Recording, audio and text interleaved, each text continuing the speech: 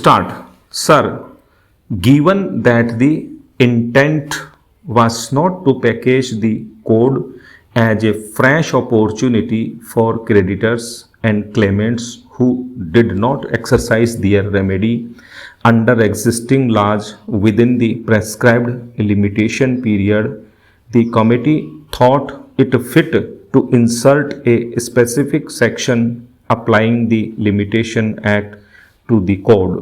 The relevant entry under the Limitation Act may be on a case-to-case basis. It was further noted that the Limitation Act may not apply to applications of corporate applicants as these are initiated by the applicant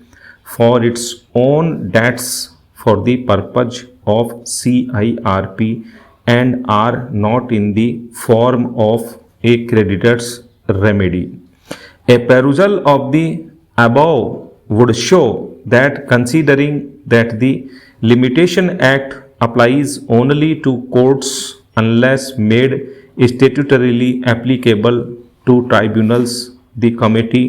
was of the view that such act should be made to apply to the IBC as well, observing that though the IBC is not a debt recovery law, the trigger being default in payment of debt would render the exclusion of the law of limitation counterintuitive.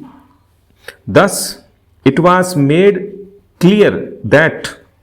an application to the IBC should not amount to resurrection of time barred debts which in any other form would have been dismissed on the ground of limitation. From the above, it is clear that the principle of Section 19 of the Limitation Act is to be strictly adhered to, namely that when time begins to run, it cannot be halted except by a process known to law. One question that arises before this court is whether Section 18 of the Limitation Act, which extends the period of limitation depending upon an acknowledgement of debt made in writing and signed by the corporate